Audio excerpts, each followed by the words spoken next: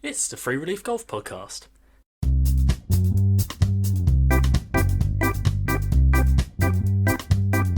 Thanks to the Blue Wire Hustle program, this is the place where listeners can explore the hidden cost of elite amateur golf. It'll always cost nothing to get some free relief, so let's get on with it, shall we?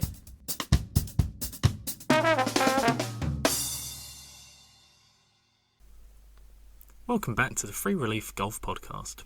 I'm Freddie, and as always, I hope you're safe and well. Today, I'm going to be discussing what you need to know about qualifying for the one and only Open Championship, which, of course, is one of the 4 major championships in the men's professional golf schedule. This podcast is intended to be for the benefit of any golfers, amateur or pro, who are new to or have not yet experienced regional or final Open qualifying. So I entered the Open about a month ago now from the time of recording, and I was slightly surprised to find that there were still spaces to enter, and I'm looking to provide a summary of what a golfer can expect when entering regional qualifying for the Open Championship. And this will be based on my own experiences and other information sources such as the R&A website.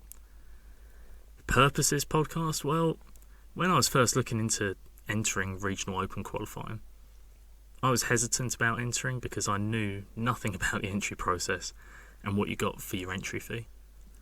I was asking friends for advice, some of whom had played in it before themselves, some hadn't. But overall, the idea of playing a professional event run by the R&A was still quite daunting. I think ultimately the allure of the Open and the idea of being able to say I've entered that was too appealing to pass up. I felt it would be an interesting story that I'd always be able to tell, and I felt I would not regret entering, no matter how it went, even if I shot 100. In the end, I feel it was the correct decision to enter, but I understand the simple allure of the Open may not be enough to convince others.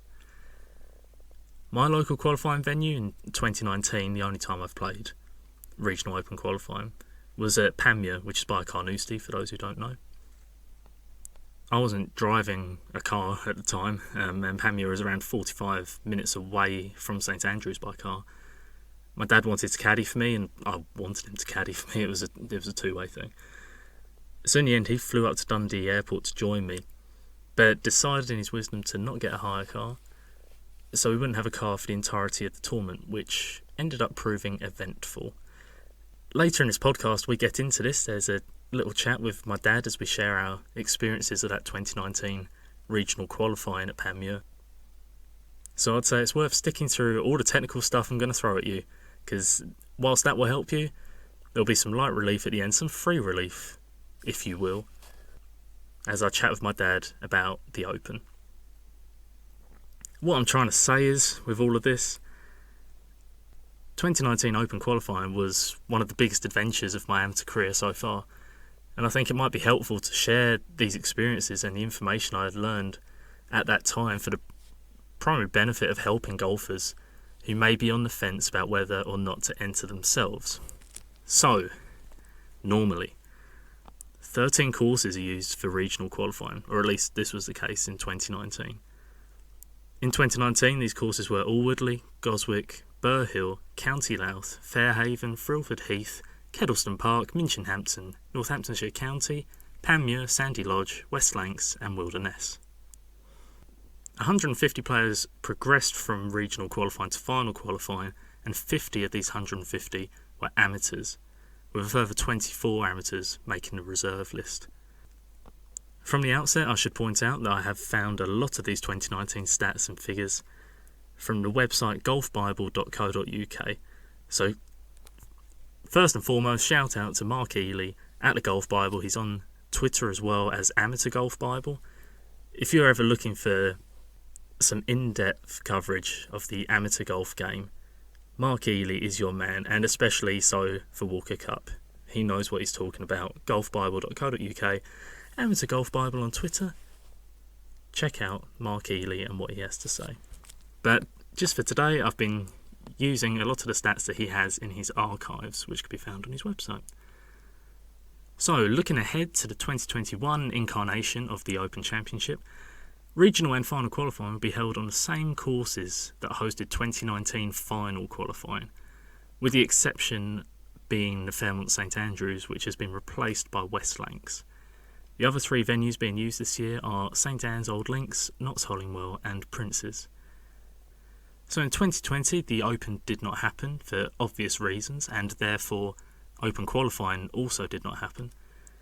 But in 2021 the Open's happening again, and Open qualifying is also happening but with a new structure. And in this podcast I'm going to outline 10 helpful things to know about 2021 Open qualifying. I'm going to outline the entry logistics, what it takes to actually enter online via the RNA website and what you can expect to see.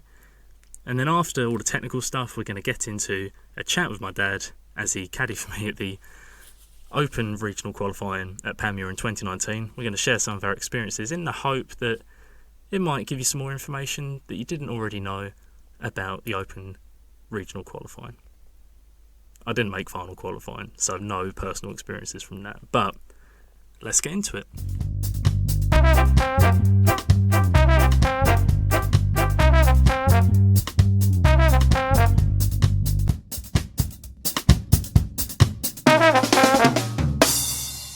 So here we are, 10 helpful things to know about 2021 regional and final Open qualifying. It's a list and I'm going to run through it. Number 1, 2021 Open regional qualifying is happening, but with a new structure. 4 venues have been confirmed, and regional qualifying will be happening over 2 days, Saturday and Sunday, the 26th and 27th of June. There will be 144 players at each venue on each day, so that's 288 players in total at each of the 4 venues. Final qualifying will be taking place at the same venues on the following Tuesday, 29th of June. For reference, the Open itself is 15th to 18th of July, so if you qualify, you've got plenty of time to pack your bag for the Open down at Royal St George's. As of information available right now on the RNA website, they cannot guarantee that Friday the 25th will be a practice day at all 4 venues, but they do guarantee that there'll be a practice day on Monday the 28th of June for anyone who makes final qualifying. So final qualifying you get the special treatment, regional qualifying it's all a bit up in the air as to whether you can practice or not.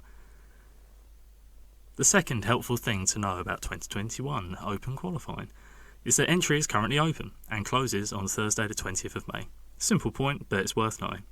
Point 3, entry fee is still £150 and covers both regional and final qualifying. If you make it through to final qualifying, this, with practice and competition rounds, would be 5 rounds of golf in total before you get all the fun thrills and spills that the RNA will throw at you throughout the event. I say still £150 because when I played in 2019, it also cost £150 at that point. Point number 4. Thanks again, we're going to keep shouting out to Mark Healy at the Golf Bible, but he outlined prizes at Regional Open qualifying. First place gets £800, second place gets £600, and third place gets £400.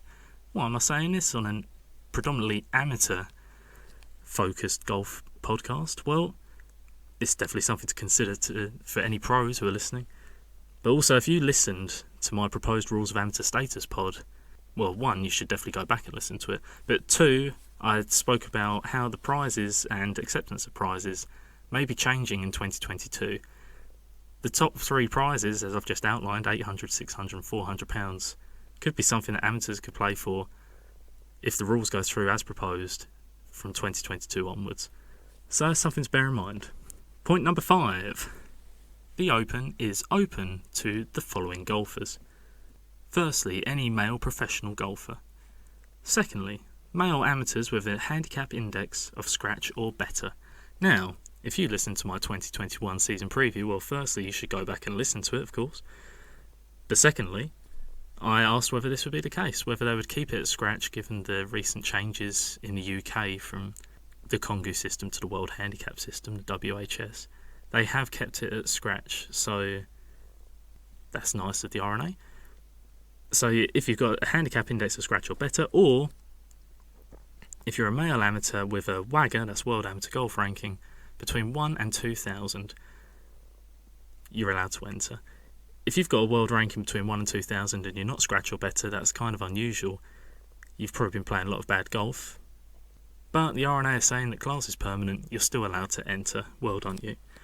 And the third type of golfer that is allowed to enter the Open Championship is any female golfer. This is just a note because it doesn't seem to happen at all, if any. Any female golfer in top 5 and ties in a women's pro golf major. So that is the 2020-2021 ANA Inspiration, 2020-2021 US Women's Open, 2019-2020 KPMG Women's PGA Championship, 2019 and 2020 AIG Women's British Open, and the 2019 and 2020 Evian Championship. Interesting that if you come in the top 5 or ties in any of those women's majors, that entitles you to enter regional qualifying for the Open. I could argue that it maybe should get you into final qualifying. It's still a massive achievement to get in the top 5 for a major championship. But who am I to speculate? The R&A, they know what they're doing. Point number 6 on 10 helpful things to know about 2021 Open qualifying is that the top amateurs and tour pros are usually exempt from regional qualifying. And this leads straight into point 7, that if you're listening to this and you're on the fence still about entering regional Open qualifying, your chances of reaching final qualifying may be higher than you think. Regional qualifying fields are made up, there's a high proportion of amateurs and club pros in the field. Lots of people are there for the experience rather than to compete, I'd say, in my humble opinion, and I should know because I was one of them in 2019. Fast forward if you want to hear that story. But it's interesting to note that regional qualifying in 2019, there are a total of 1,320 entrants.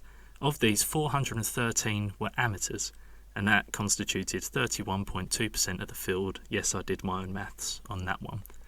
Just to break down some numbers, actually, the highest proportion of amateurs in any of the regional qualifying fields came at County Louth. 43.5% of the field there were amateur golfers. That was 50 out of 115 players on the day, playing for 13 places. The venue with the fewest amateurs was actually Kedleston Park, home course of one of my good friends Adam. Only 18.9% of that field were amateurs in 2019. That was 18 amateurs out of 95 competitors who teed it up at Kedleston Park. So when you enter regional qualifying, you can expect that at least 20% of that field really is going to be amateur golfers like yourself. Point number 8 on my list of helpful things to know about 2021 Open qualifying. Final qualifying is a great day out, but there are limited qualifying spots available. I think this is the biggest negative I hear when asking players about their views on Open qualifying. They would say, why pay the money and put in the effort when you end up at final qualifying, if you made it through regional, competing against top-of-the-range amateurs and decent tour pros for so few spots? Why bother? Well, firstly, if you're saying that, that's a pretty negative perspective, I'd say. But having spectated at 2019 final qualifying at Fairmont St Andrews, I can tell you, number one, it's a great day out. They had a top of the range barbecue going on. I think I got a hot dog and a burger, and it was quite cheap. I can still taste it now. So it was a fun day just to spectate, let alone playing it. And of course, you're rubbing shoulders with some real top players at this point. Every field was limited to 72 players. I understand what people are saying when they propose this negative perspective. Like I said, in regional qualifying, 413 amateurs attempted to qualify. Some made it through and then they joined the top amateurs who didn't have to play regional qualifying. Only 3 made it to the Open in 2019, and of those 3, 1 went through both regional and final. And if I'm correct in saying, I think it was Curtis Knipes, who is actually an amateur. Well, at the time he was an amateur based in Essex. He's now a professional golfer. It's worth noting all 12 qualifiers in 2019. At the Fairmont, 3 players that came through was Brandon Wu, an amateur. He qualified as being, he was top 10 in the world at that point in the WAGR rankings. Connor Syme and Sam Locke. At Notts Hollingwell, Andrew Wilson, Thomas Thirlaway, who was an amateur, I think he'd won the English amateur at that point, and Ashton Turner, so already 4 pros. At Prince's, it was Curtis Snipes, I just mentioned, Callum Shinkwin and Austin Connolly, both professionals, and all professionals qualified out of St Anne's Old Links, which is where I'm looking to qualify out of this year. Garrick Porteous, Jack Senior and Matthew Baldwin. Hardcore European Tour fans will have heard of all of those players. So 12 made it, only 3 amateurs. So yes, to the negative perspective, I understand that the odds are low, but the alternative perspective you could hold on to, which is the one that I choose to hold on to, is that when you enter, you are but a mere 3 good rounds away from making the Open. And I think this is what keeps amateurs coming back year after year to chase that elusive dream. And that will be why I suspect right now amateur golfers across the UK will be trying their hardest to get their handicaps cut with competitions and general play scores down to the hallowed scratch or better, so that they can have a crack at it. If anything, by having so few spots available, it makes it an achievement even more worth fighting for. Because if you get one of those few spots, you have truly earned it, and it's a truly remarkable story. To round off, point number 9 on my list of helpful things. From my experience, the RNA are really good at running golf tournaments. They are contactable, they're friendly, they're not intimidating at all. I'm talking starters, I'm talking scorers, any officials who are on site, they're very approachable. You will feel included and a worthy part of an RNA event. You are not just an entry fee to them. You don't get cast aside as an amateur. And that, in my eyes, makes it worth playing. And finally, point number 10, something that's worth knowing is, as of recording, Prince's entry is full and so is Hollingwell. But there is plenty of space still available for St Anne's, which is slightly concerning because that is my first choice of venue, and even more spaces at West Lancs. Entries for regional qualifying are accepted on a first-come, first-served basis, so you can still enter if you meet the conditions of entry, which we will now get into as we explore the logistics of entering the Open qualifying online. But for now, in case I haven't already drummed it into you, those were 10 helpful things to know about 2021 regional and final Open qualifying.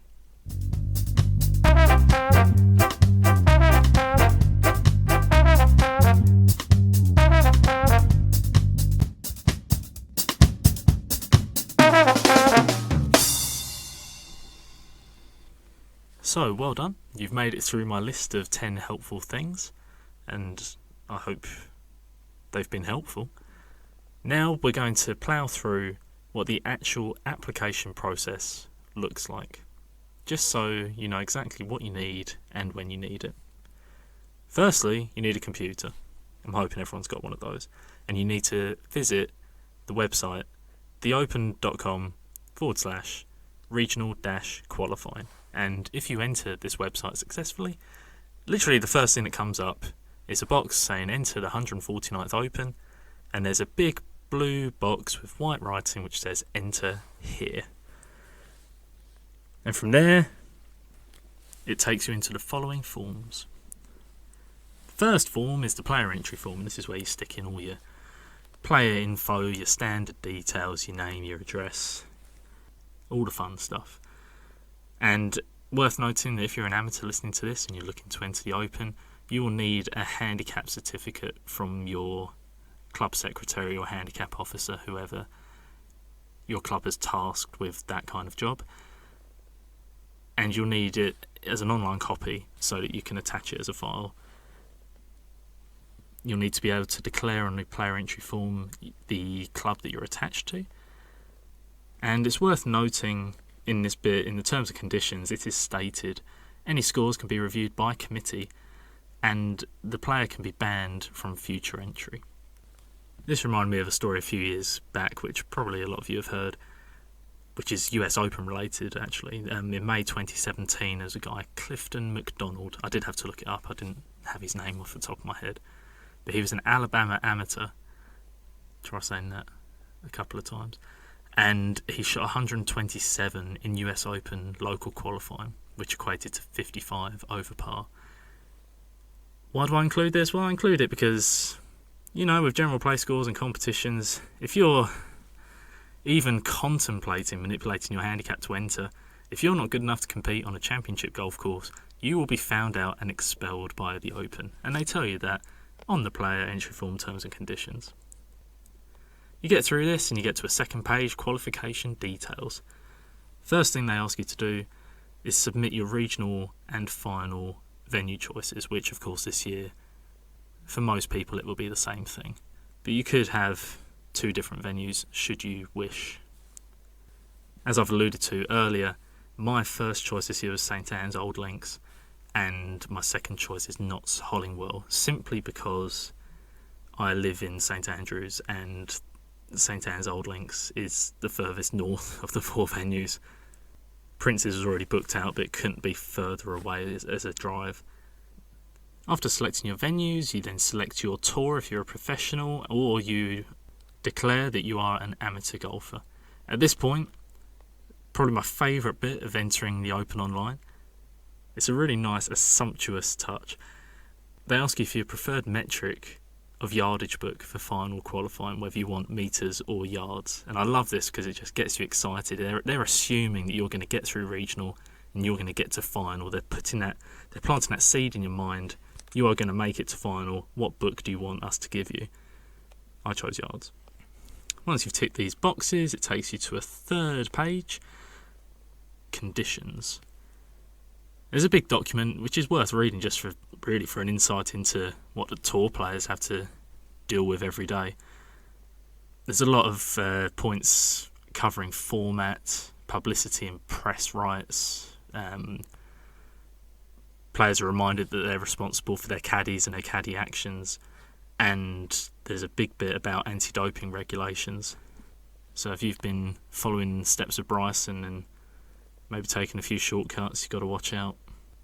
And new for 2021, they outline their COVID-19 safety protocols. Fair enough, as I said earlier, the RNA are really good at running golf tournaments. You can guarantee that these COVID-19 safety protocols are legit and they're going to keep you safe, which is why I've already entered. One of the many reasons why. They then go into other more minor issues. Well, maybe this one isn't so minor. Pace of play, saying what's expected, the specification of your clubs, which I'll get into in a second, the model local rules, and they confirm there will be no jeans allowed, although shorts may be worn at regional qualifying, final qualifying and Open practice days. Haven't quite made it to the Open yet. No one will be seeing Phil Mickelson's calves anytime soon on the 4 days of the Open Championship, only on practice days. At this point you then get through to your payment page, £150 entry fee as I said earlier, and then after this you get your confirmation email. The confirmation email, they go to great lengths to tell you that this confirms the submission of your entry but not your place at qualifying. The golfer receives a separate email later on confirming their place. So I said I'd briefly get into this. So you must use conforming clubs to play in regional and final qualifying. And to find out if your clubs are conforming, you can use the RNA Golf Equipment Search tool, which is available online. Now in 2019 when I entered, I had no idea about this, and it actually scared me a little bit because the irons I use are made by a well-known manufacturer, no free ads, but I bought them in 2008 and I wasn't sure if they would, when the groove rules changed in 2010, I wasn't sure if they'd actually conform to that. I emailed the RNA, they came back linking me this Golf Equipment Search tool. I plugged in my details and I could confirm that my clubs were legal to play the competition with. I guess in 2008 they were making clubs that were going to meet the regulations, which makes complete sense. But it's just worth knowing that you've got to watch out if some of your clubs are legal or not, and it is worth checking with the RNA beforehand. Final thing I wanted to cover in this, before we get into the chat with my dad about our Open experiences, is I alluded to this earlier, that top amateurs and decent tour pros automatically gain entry to final qualifying and they can bypass regional qualifying. The following is a list of all the categories of player, and there's 19 of them, that are eligible to make it straight to final qualifying. And there is a capacity to do this in the entry form, to declare that you are one of these, to declare that you are in one of these 19 categories. So we're going to try and whiz through this list. 19, let's go. If you are a past champion of the Open and your exemptions run out, you're into final qualifying. Any player with an official world golf ranking in the top 1,000 and ties on date of entry, you're into final qualifying. If you're a past champion of the Masters Tournament, the US Open Championship and the PGA Championship, you're into final qualifying. Anyone who played in the 148th Open at Royal Portrush in 2019, you're into final qualifying. First 10 and anyone tied for 10th place in the 2019 Titleist and FootJoy PGA Professional Championship, you're into final qualifying. First 10 and anyone tied for 10th place in the 2020 PGA Professional Championship, you're into final qualifying. First 10 and anyone tied for 10th place in the 2019 PGA of America Professional Championship, you're into final qualifying. Past playing members of Ryder and President's Cup teams, you're into final qualifying. Playing members of the 2019 Walker Cup teams, you're into final qualifying. Playing members of the 2021 Walker Cup teams, you're into final qualifying. The Amateur Champions 2015 to 2020, you are into final qualifying. US Amateur Champions 2014 to 2019, you're into final Open qualifying. The European Amateur Champions 2015 to 2020, you're into final Open qualifying. 2019 and 2020 English, Scottish, Irish and Welsh Amateur Champions from the respective closed Amateur Championships, you're into final qualifying. The runners-up in each of the 2020 and 2021 Amateur Championship, 2020 and 2021 European Amateur Championship, and the 2019 and 2020 US Amateur Championship, blank entries will be made on behalf of 2021 runners-up, you're into final Open qualifying. The leading 10 WAGR World Amateur Golf Ranking ranked players not otherwise exempt as at WAGR Week 2021-21, you're into final Open qualifying. The Boys Amateur Champion 2019 and 2020, you're into final Open qualifying. The 2020 Latin America Amateur Runner-Ups, you're into final qualifying. The 2019 Asia Pacific Amateur Runners-Up, this is only applicable if the entrant has not played in the 2020 Open Qualifying Series in Singapore, you are into final qualifying. And points 9 to 19 are only applicable if the entrant concerned is still an amateur on 29th of June 2021. So only if you keep your amateur status and you have met one of these exemptions as an amateur, do you actually get to take up your place in final qualifying. If you meet any of those criteria, you only have to play 2 good rounds to make the Open Championship. Thanks for humouring me. That was a lot of technical information, but I hope it's helped you. And now we're going to share some of the Open experiences that me and my dad gained in 2019 at Panmure in a bit more of a chilled format. So I hope you enjoyed that. And here we go.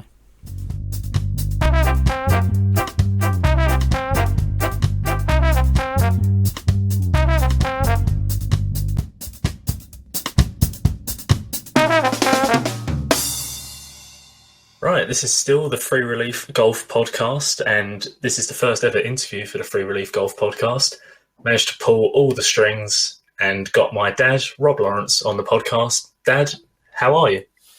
I'm very well, son. Thank you. Thanks for the invite. That's okay. It's good to have you on. Thank you. Making sure that we reach massive audiences that you will bring. Of course. Of course. So this podcast has been all about regional and final qualifying for the Open. And we had somewhat of an adventure, I'd say, in 2019 when we tried to regional qualify at Panmure.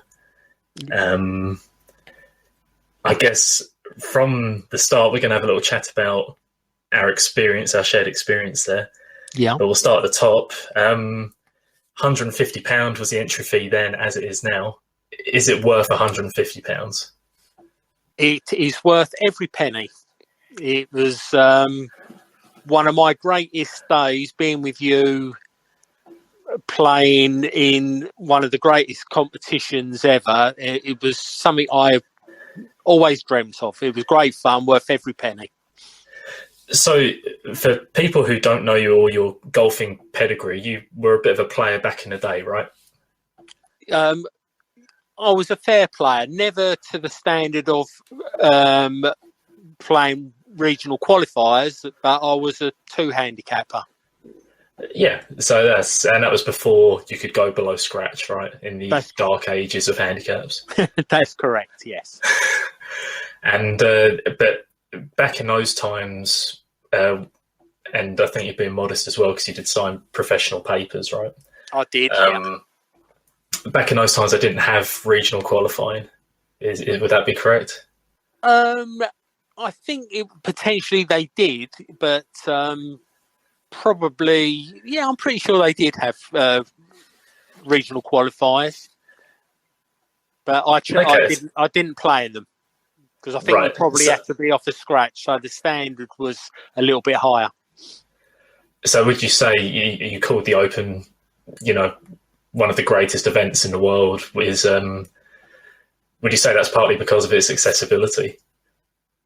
Well, yeah, it is without question. I mean, the Masters might disagree, but I would have thought, because it's the oldest one, the Open is the greatest one. So don't think that anyone could deny it, really. But, yeah, I think that's hard to argue with. Yeah. Absolutely. So here we go. We're talking PAMUA, we're talking Open qualifying. What were your standout memories from the day? And I suppose we had a practice round on the Sunday and we had the tournament round on the Monday. So from either of those days, what were your standout memories? We certainly had differing conditions between the days. We did. I mean, the Sunday, it was just exciting just to see the Open logo dotted everywhere, and that you were going to be part of the Open. I mean, there's not many sports where you have the opportunity to even to enter the same competition as the top players, Tiger Woods and Dustin Johnson's. But here we are planning an event that if everything goes great, you have the opportunity to play in the tournament with those fantastic players. It was just so exciting. It was marvellous. I guess the emphasis there is on if everything goes great. Oh, yeah. I mean, there was a chance that you could have qualified in the regional because they offered a few more spaces. Final qualifying is a little bit tougher. The standard of player is greater and there's less spaces available. But that's understandable. But that's part of the dream. That's what we're playing for. It's trying to play in that tournament. It was just a really good. It was a great. Yeah, I've said it before. It was just a great memory for me to even play it. Yeah, to even caddy in the thing. It was great. Thoroughly enjoyed. I mean, I'd certainly agree. When you've got the RNA logo and the Open logo everywhere, it does feel. It gives you a sense of, I don't know, accomplishment in the first place just to be there and be part of it. I think at the time I'd just got my handicap to maybe +1. Yeah. So actually, if you remember in the build-up, it was a bit stop and start. I think I've got to +1 and entered the Open, and then I went on a pretty poor run of form and nearly went back up to 1 with all my .1s. And we were actually wondering, I don't know if you remember that, but we're actually wondering if they were going to kick me out of the Open if I went up to 1 and didn't meet the scratch or better requirements. So I guess that was it. In the build-up, I wasn't playing too great, but that almost added to the drama of it, I suppose. You're playing in an elite event where you think they have maybe the amateur golfer has it feels like they have less of a right to be there. It's almost a speculative attempt. Yeah, I mean, it was a bit nerve-wracking, wasn't it? But yeah, you done it. You got into it. That's all that counts. Still got it. It's nice that this year, when hopefully, as I've said earlier in this podcast, I've entered for St. Anne's, and hopefully you can come up and caddy for me if the conditions allow it. That's right. It's nice to not be sweating the handicap this time. Yeah, it's nice to, in theory, be. I should be well in this time, so don't have to worry about that. So the RNA logo was a standout memory for you. What about the course of PAMUA? What did you think, having never seen it, arriving there for the first time? If for people who haven't been there, how would you describe it? It's a fantastic course. It's not linksy. It wasn't linksy, was it at all? It was just a parkland course, but it was just. Well, it's kind of linksy feel, isn't it? It's linksy turf and sandy turf, but inland. Inland, yeah, it was just a really good. It's the sort of course you'd expect to be playing a competition of that importance. It was just phenomenal. I really loved it. Yeah, Yeah. I think that year as well, it hosted British Girls, or if it wasn't that year, it was the year before. right. Yeah, no So surprise. it's clearly it's big on the RNA radar for tournaments. I think it's a shame this year. I know they've had to restructure things with having the regional and final qualifying at the same place, but it's a shame that Panmure isn't on the list this year. Oh, definitely. It's I mean, there is a reason it's on the RNA list, and it's because it's a great test, good course. Yeah. Did anything stand out in terms of condition? I certainly remember the greens being pure and slick. It's what you'd expect, but it's still nice to be treated to an excellent course in excellent condition by the RNA. Yeah, I agree. It was just, I mean, you were the one playing all the shots, but it was just it's exactly what you'd expect. That's why it's worth the money. It's just tip top. So, I mean, what's interesting is, at the top we said £150, it's worth every penny. And that's just for regional qualifying. So that fee would cover final if we were to ever make it and have that total adventure.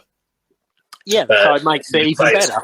So you'd say that, then that's even better value for making it to final. Yeah, that's right. And can you imagine if you made the tournament proper? That's even better value. There would be. I don't know if they then ask for more money. There must be a bigger entry fee for the Open outright, surely. No chance. I wouldn't. I actually don't know, but I don't know either. That's going to have to be something. I'd pay it for you anyway. All right, thanks. So the course was good. It was nice to be part of the RNA banner. Yeah. Anything? We'll start with the practice round. At one point, we were playing on it by ourselves, weren't we? It was just a free for all to organise it, and But we did join up. I think it was the last 5 or 6 holes with a Swedish pro. I forget his name, but that was quite a cool experience for a bit, or just a chat. And I'm not sure what level of pro he was. There was another an English guy, wasn't there, that we played with as well? He hit the ball a mile. Oh, were they all just playing for us? No, he actually we asked him to join up with us. Right, okay. I've actually forgotten that. Yeah, no, good player, hit the ball a mile. But I just thought it was nice that you could do that. I mean, it's not like... It's almost like everyone wants you to do well. And, and if you manage to, they're happy for you, which is, maybe for golf, that's what you'd expect. Yeah. No, I think it definitely felt like some sort of camaraderie that everyone was in it together for the adventure to see, or certainly amongst the amateurs, that would be the case. I mean, I've also touched on this earlier in the podcast as well, where there is a high proportion of amateur participants in the tournament, but I would, from my experience, it felt very professional, even though I think at Panmure it's just over 90 participants and about 30 odd amateurs. It still felt very professional, maybe in the way it was run, but I don't know, it didn't feel like an amateur event, did it? It didn't feel like you're just dossing about with boys and they've been on the lash the night before. It's everyone who was there, I mean, bearing in mind, I forget what time you were off, lunchtime, I'm not sure, and they'd started off at 7 o'clock in the morning. Everyone who was there had one goal in mind, and that was to get however many spots it was. I forget how many it was now. Was it 10, 12? I can't remember, but everyone was there. I can actually get that up. Yeah. It was 10 spots, 92 players, 39 amateurs, and 10 spots, which is one of the lowest out of the 13 venues. Yeah, what was it? 72, like level par, wasn't it? Got a spot. The par was 70, so 72 did get in. Oh, he did, right? Yeah, I mean, because I think when we came, that's it. Well, let's go into it. I mean, the actual round, I think I shot 76, so I missed it by 4. Yeah. And we can go into for a bit. It was more exciting than that, but mainly because the front nine was downwind and gave you some opportunities. But definitely up 18. I remember there was talk of what the score was going to be. I think I had to hold my second shot or something silly. Yeah. Which, if you know the 18th at Panmure, is speculative to say the least. It's a long par four, about 460, dogleg to the right, out of bounds all up the right. I think on the day it was into the wind, and I hit driver 3-wood. So that's it. Didn't quite make the eagle 2 that was necessary. But I remember vividly, there were at least 5 or 6 boys standing to the side of the green, waiting, almost intimidatingly. Waiting, because they all shot 74, and they were waiting to see how many people could beat them, because they thought they were going to have a playoff, if you remember that. I do, yeah. I mean, I've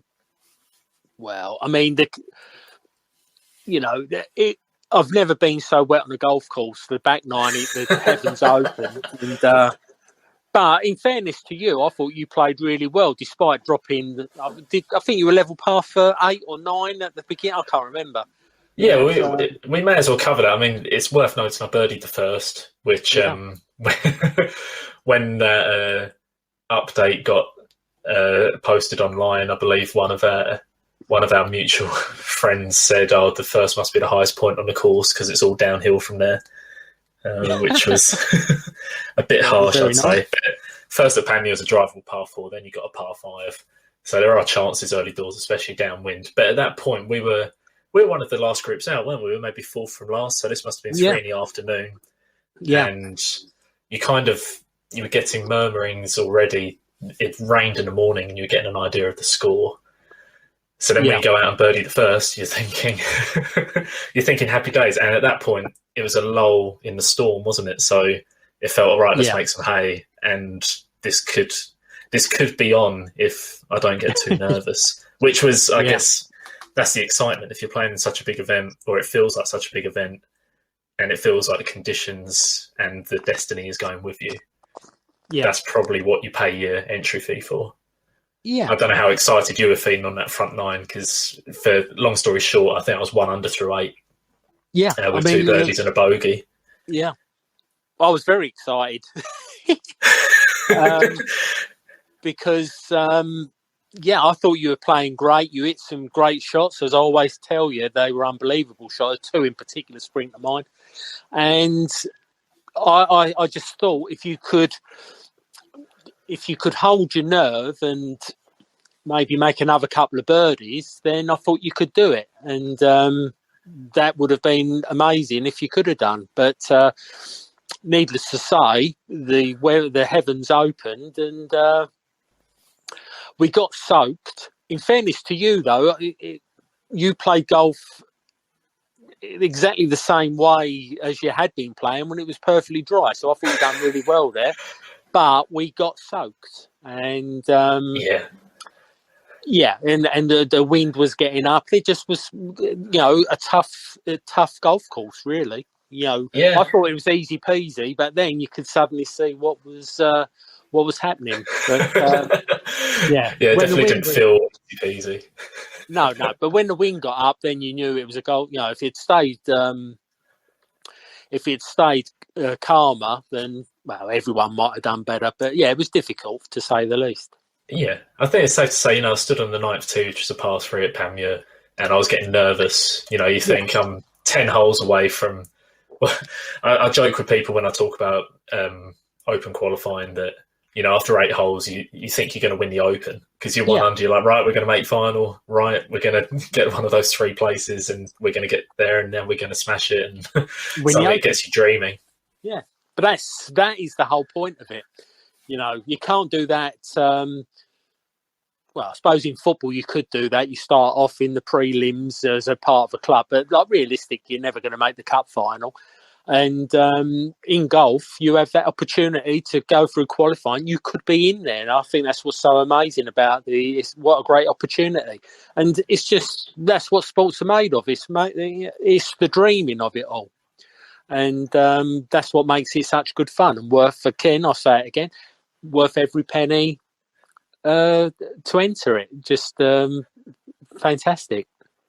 So what would you say to any sort of skeptic? They could be pro, they could be elite amateur, but someone who says, it's not going to be worth my time. I'm paying £150 to probably only play 2 rounds of golf. It's money better spent elsewhere. Maybe I could go play one of these mini tour events and gain some experience that way in a properly professional field. These people who are skeptical about open qualifying, what would you say to them? Well, those who are sceptical truly don't believe they're good enough to get through. So it probably would, for them, it would make sense to go and play a little tour event like a Euro Pro or whatever there are out there. But who would actually say that? Surely you would want to play in the greatest tournament in the world, even if it must bring something to your game for the money, the experience of it all. But if you really are that skeptical, then don't play it. If you're tight, if you're tight for 150 quid, then you don't want to try and qualify for the Open, then go and play Mickey Mouse course somewhere else. I guess the point is that the joke is that you have 1 good round at regional, 2 good rounds at final. You're only 3 rounds away from the Open, and in its simplest form, it's obviously way more complicated than that, and it takes a lot of excellent golf in order to piece those 3 rounds together and actually make it and achieve the dream. Yeah. But I guess the point is, if you were to achieve that, it would be arguably a bigger deal. If you're an amateur of no notoriety, entering regional qualifying and somehow making it through, that would be a bigger deal than going and perhaps winning one of these pro events. Yeah, I mean, if you were to, if you're an amateur and you get to play in the Open, surely it would be the greatest achievement you've ever played, knowing that I believe there's 156 players that play in the Open in any given year. And if in one year you're one of those, that surely would be your best achievement in golf ever. And because winning a Euro Pro event wouldn't be as good as playing in the Open, surely, even though you get 10,000 for doing it. Yeah, I mean, it's probably that's a tough debate actually, because it's probably bigger for your career. It could set you up for a Challenge Tour card and be another step on the ladder. But in terms of a one-off experience, it doesn't get. I would agree with you in that it wouldn't get much better than the Open. It'd be like winning the British Amateur. You've got to then go to the Masters, right? If you've got your invite, because you don't know when that could happen again. Even though there may be events which you could go win, which could then further your career down a different pathway. Yeah. If you've got that invite to the Masters, you kind of got to go take it. And I'd say that's a similar idea to what we're getting at with the regional qualifying. It's just an opportunity. If you got to the Open with 3 good rounds of golf, it's just seizing an opportunity, which the RNA are giving you. It's I mean, what do you think about regional Open qualifying as a process? Do you think it should exist? Should it be expanded? Is it at the right level right now? Should they be encouraging more amateurs to be playing it, or encouraging more low level pros? No, I think a scratch handicap is, to be a scratch handicapper, you're a good player, no question. Yeah. But you would be off the scratch, you would be one of the low level players trying to qualify for sure. So I wouldn't be opening it up to higher handicappers, and obviously, if you're a professional, like an assistant, you're entitled to enter the competition. So I wouldn't make it any bigger. I think it's hard enough as it is. They're only going to give you, it doesn't matter how many regional qualifiers they want for it. They're only, even if you make the final qualifier, they're only giving away 4 spots in each one probably. So they're not giving you too much. It's just giving you the opportunity to say that you try to qualify for the Open. And for most people who have any inkling of understanding of golf, if you say that, people recognise you as a good player. Yeah, I mean, thanks again to Mark Ely at Golf Bible for providing the statistics on his website for which I've taken for the 2019 just to get a rough idea. But 413 amateurs attempted to qualify at regional in 2019, and only one of them made it to the Open by going through regional and final. So those are the kind of odds you're looking at. Yeah, it's difficult, but I'd be surprised if it wasn't. Yeah, and that almost makes it more worth. I think a lot of the skeptics about Open qualifying would use it as an argument, saying the odds aren't really with them, so why waste the money? But it's almost the odds that make it a story worth trying for. Definitely. You know, we all buy a lottery ticket and the odds are worse on that. We all want to win the lottery. So, yeah, that's a good point. I guess this is the golfing equivalent of the lottery. Yes. In a way, certainly for amateurs. Maybe professionals, there's a bit more to it. So going back actually to the day at Pamir, we've touched on how wet it was. And shout out to Matt Hooper Photography, because I'm probably going to use one of your pictures for... Matt Hooper was going around taking pictures for This Is St Andrews on the day, and he did not pack a waterproof jacket, and he did get wet. He's got some good pictures of us in the rain, and that will probably end up being the thumbnail for this podcast. But how wet was it? Water. I was wearing gloves, and water was dripping out of my gloves. It was. I've never been so wet. Yeah, and seriously, never been so wet. We should clarify, while this is Scotland and it is expected that rain would happen, we did still have the best time in possibly there's Noah's Flood, and then there's Open qualifying 2019 at Pamir. Yeah. One thing we haven't mentioned is how we got to and from. And I think this is worth highlighting. You know, we've had such a good time, even despite the weather, despite my golf game, and despite our travel arrangements. Would you like to outline those? Yeah, I mean, I came up from sunny Essex, and in my wisdom decided not to get a hire car, which would have made life a lot more easier if I had. Yeah. But again, I think this was part of the adventure. We catch a bus, catch a train, and then we get a taxi. I mean, if you had qualified, who could have had a journey like that? So I thought that was part of the excitement. Who would have thought it? Someone could qualify for the Open doing that. Terrible preparation, but it was fun. Yeah, just for those of you who know the area of kind of Fife and Angus, it was. I mean, we had to change it up both days, didn't we? With Sunday and a Monday, because Sunday there were different bus services and different trains. That's right. There is a train station at Pamir for anyone who ever wants to try and get there, but there's about one train a week that goes and actually stops there. So we were having to get a bus to Lucas train station, get a train, goes past Pamir, which was always agonising, with all our clobber, and get to Carnoustie, which was the next stop, and then call a cab, and then get a cab from Carnoustie to Pamir. And then, so on this rainy day, that was all right on the Sunday while we're still buzzing on adrenaline. And I guess we were buzzing on adrenaline on the Monday as well. But yeah, coming back from that, I mean, it was different trains, wasn't it? We had to get the train from taxi to Carnoustie, train from Carnoustie to Dundee, and then get a switch from... Yeah, I just remember being sat at Dundee station, freezing cold and wet. But yeah. It was, I mean, I guess it's a story that we can always tell, isn't it? It made it fun. It wasn't it wasn't professional in our approach, but it made it fun. So we had a nice meal afterwards. Yeah, I think we went tail end, didn't we? Fish and chips. We had fish and chips. It was great. Doesn't get better. Yeah. Shout out tail end.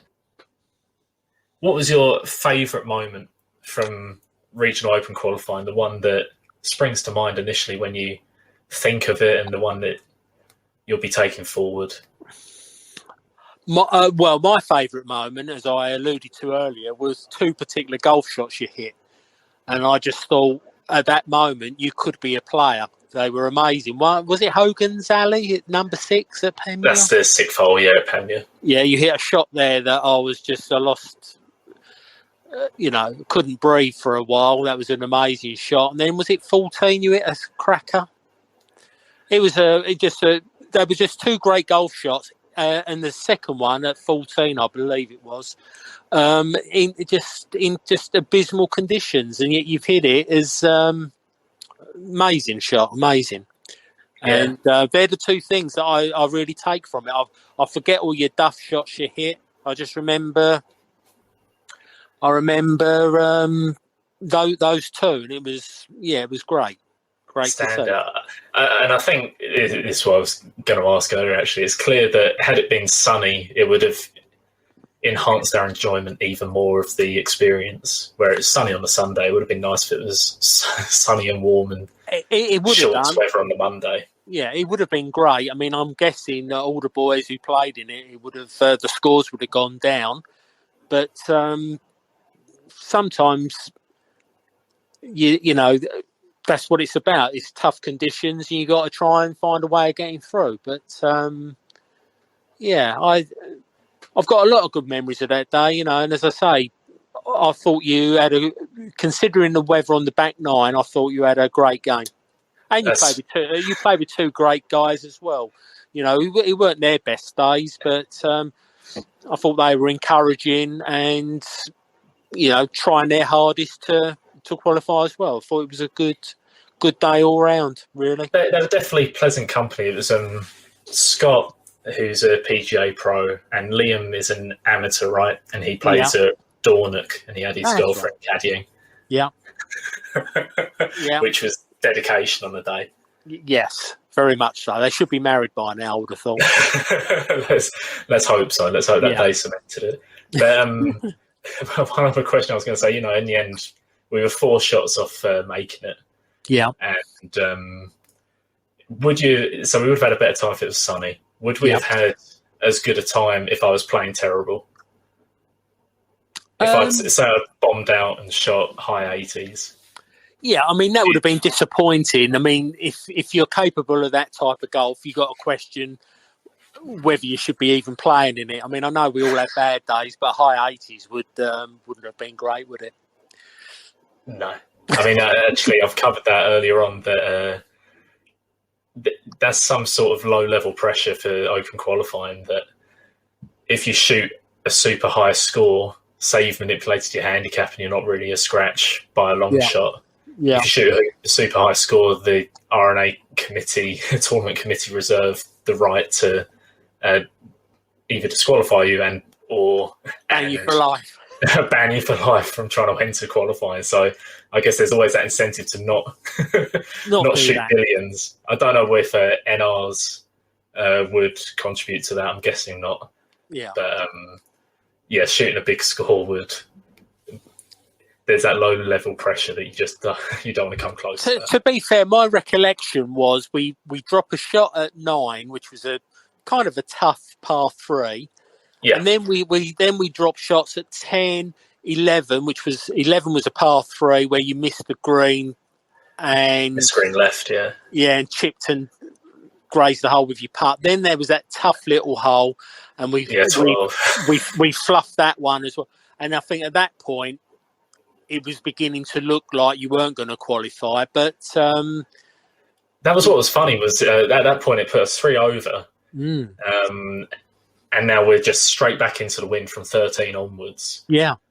And it still felt like we had a chance, especially when I think it was 13 where I hit that shot that you really enjoyed. Because I stuck it to maybe like 5 foot on top of the hole. Yeah. Going straight downhill and a side slope. And it was a pretty tricky putt, which I missed. That's my excuse anyway. But had you made that birdie and ended up at 2 over with 5 holes to go, even then you're on a number. And it just takes a massive grind to hold on. Yeah, but there's no doubt after being 1 under and on the 9th tee, I was definitely nervous at that point. And then from about the 12th, when the weather kicked in, the nerves kind of disappeared, and it was just the bogeys were a result of the weather, I would say, rather than poor golf. Yeah, but it's interesting just that the nerves kicked in a way that you probably weren't expecting. Yeah, well, I'd be nervous. I probably was nervous for you.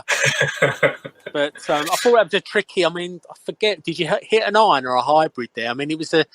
It was I think it was a 3-iron. It was a 3-iron kind yeah. of up the hill to the left, about 170 straight into the teeth. Yeah, and they had the pin up on the back of the green, and it was on a hill. And when you chipped it, you went past the hole, and then it started to roll back down. And you just needed your putter to be a little bit warmer. If it was warmer, you may have saved yourself in a couple of holes. Yeah, coming in. Especially the par 3, you hit a good chip there and missed that one. But well, I guess the fun of it is that we get to come back this year and have a chance, right? It didn't happen in 2020 for obvious reasons, and there was no Open Championship contested. But we get to have another go this year and try and create some more stories. Which I guess the point of this little chat is just to show that there are stories to be had by just entering, and you don't necessarily have to not get a hire car to create extra stories, but there's stories to be had just by entering, which you can kind of keep with you. Well, and when we can create some more at the St. Anne's this year. Yeah, I mean, when you're, at a level where you're good enough to be able to play a qualifying, like regional qualifying, possibly, you could make it, you may not. It's all about making memories and saying that I played in it and I hit some great shots, I hit some bad ones. I mean, I don't know what else you can get out of these things. So you've just got to, of course you want to qualify, but we all know it's difficult. Everyone wants to qualify. Everyone who's entering in it has got the same ambition. We want to be in that Open. We want to be, I mean, again, it's all pie in the sky, dream stuff, but it's to say that you couldn't go and shoot a great first round in the Open and be on everyone's, the talk of the town, like, who's that golfer that we like, Tom Lewis, when he did it? Tom Lewis, yeah. He did it as an amateur, didn't he? He did it, led the Open. Paul Dunn, when we were at the Open in 2015, to even bigger extent. He lasted longer than Tom, and he went into the last day leading the thing. Yeah, what a player! And we still talk about it now. We talk about it now. He didn't even get top amateur, did he? Who got top amateur? Was he on one of the Americans? Niebrugge? It was Niebrugge, Jordan Niebrugge. Yeah. But so that's why it's worth playing. It's just dreams, and that's what we're in it for. It's trying to write yourself into folklore, no matter what the odds. And well, certainly Tom Lewis has, and Paul Dunn have. They qualified. I mean, obviously, I'm guessing someone of Tom Lewis's stature would have probably just gone straight through to final qualifying. Same with Paul Dunn. I think Paul Dunn was a Walker Cup player, or if it wasn't then, he was about to become one. Yeah. So, yeah. I mean, it says something as well. You got that silver medal to compete for at the Open. Yeah. And people remember the silver medalist winners. I can, off the top of my head, McIlroy won it in 2007 at Carnoustie. I think Sam Locke won it in 2018 at Carnoustie, the Scottish boy. I think Alfie Plant won it, didn't he? And that's right. 17. Matt Fitzpatrick at Muirfield in 2013. Yeah. So it's quite a stellar list to try and be part of. But I mean, that is really beyond the prerequisites for regional qualifying. It is, yeah. We're losing track. We're getting ahead of ourselves. Let's try and make it through regional this year first, and then we'll go from there. Yeah, you do. Yeah, it'd make a good podcast though if we could get closer than 4 shots. Yeah, imagine the chat we could have then. Well, I think did you come 33rd? Did you say? I can't remember. Yeah, something like that. It was 30 something out of 90 odd. Yeah, and 10 made it. So yeah, it wasn't disastrous, but as I say, good fun, and I want to do it again. It's good. Yeah, and as you said, for £150 entry fee with all the travel and accommodation on top, it's a bargain. But worth every penny. Yeah, it's only money. Perfect. Right. Well, Dad, thanks for coming on the podcast. I hope you've enjoyed your time. I did. And maybe we'll have you on here again. We've got the qualifying to look forward to at the end of June. Yeah. And hopefully we've got some more stories to tell. Some positive stories, some further positive stories would be nice to add to what we've got already. That's right. Okay, Freddie. All right. See you later. Bye now.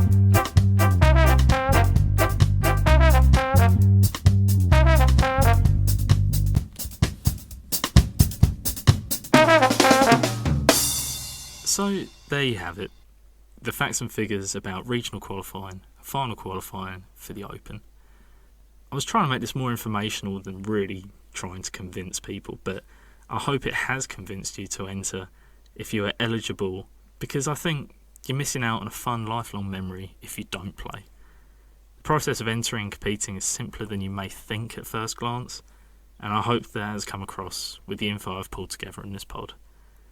Check out Twitter and Instagram for posts regarding my previous episodes, and make sure to follow for any updates on future pods that I'll release.